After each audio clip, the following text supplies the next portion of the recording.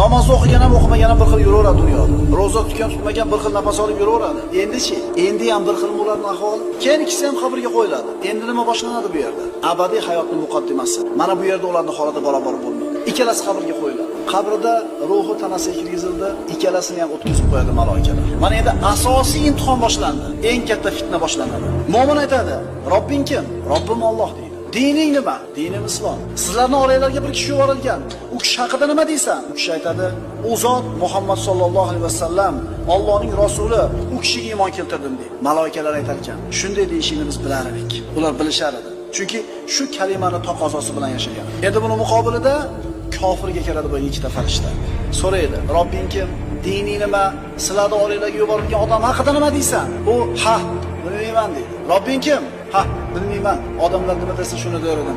"Dining nima?" "Ha, bilmayman." U haq degani qo'rqayotganligini belgisi.